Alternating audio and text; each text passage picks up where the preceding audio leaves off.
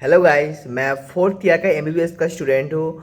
And आज मैं आप लोगों को बहुत ही इंपॉर्टेंट चीज़ शेयर करूँगा बिकॉज 2026 में जो नीट का जो एग्ज़ाम हुआ उसका रिजल्ट आ गया। एंड उसके बाद क्या प्रोसीजर होता है, काउंसलिंग आता है। तो काउंसलिंग में बहुत सारे प्रोसेस होता है, बहुत ही इंपॉर्टेंट चीज़ है काउंसलिंग। क्यों?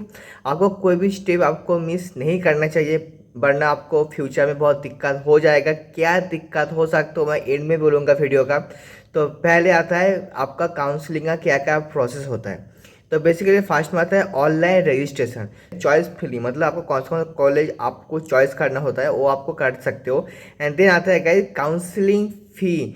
जो काउंसलिंग का जो फ़ी होता है ना, मनी होता है, वो आपको पे करना होता है।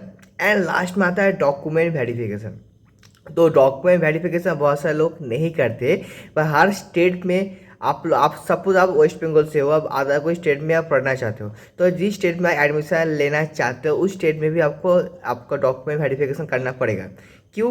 क्यों मैं जब फर्स्ट ईयर में आया था ना, तो उस टाइम मेरे दोस्त था, वो गुजरात से था एंड वो मैंगालोर मतलब कर्नाटक में पढ़ने आया था।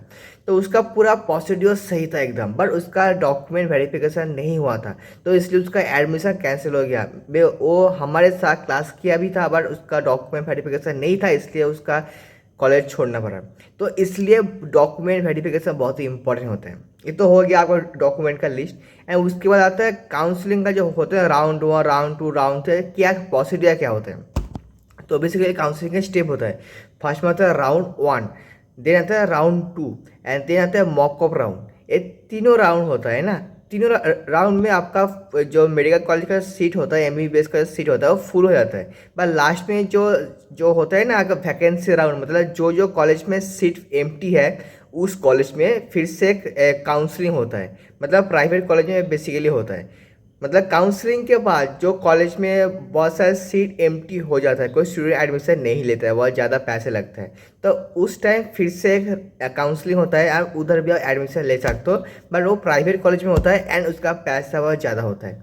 तो इधर काउंसलिंग का प्रोसेस एंड आपको बहुत ही अच्छे से फॉलो करना होगा। एंड आप लोग मेडिकल के बारे में और एमबीबीएस के बारे में कुछ जानना चाहते हो तो मेरे चैनल को सब्सक्राइब कर देना, एंड अच्छा तो लाइक कमेंट शेयर भी कर देना। So guys, good bye.